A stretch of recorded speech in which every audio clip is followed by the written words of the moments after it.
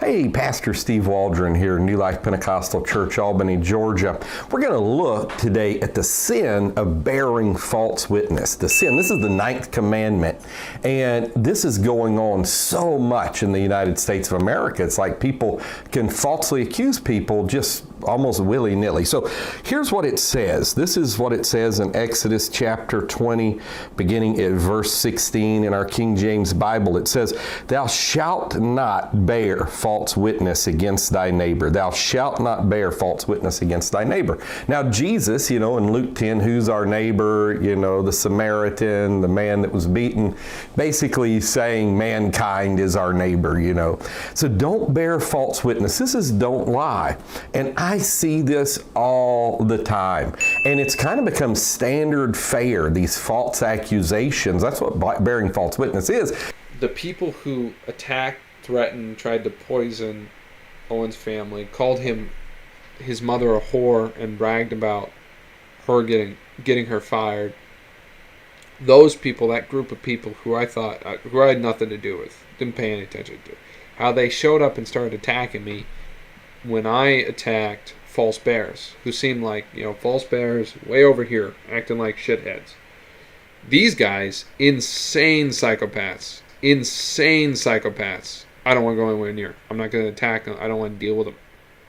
So it's so weird that when I came after the false bears, like sometimes Bear and Overbrook, that these guys showed up. And what I figured out was they're friends. They've always been friends. Sometimes Bear is great friends with Alan Smitherson or whatever the fuck his name is.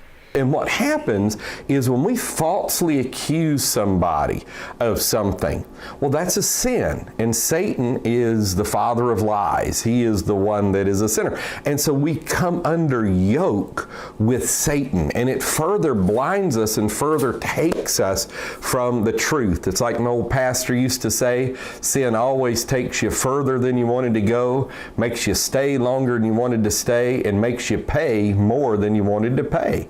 Well, that's what happens. So here in the United States of America, we really just need to get away from the impugning of people's motives. Just hating people. We hate sin, but you don't hate people, for their sexual proclivities and all of these kind of stuff. We have the gospel. We're holding out hope for them, the plan of salvation for them.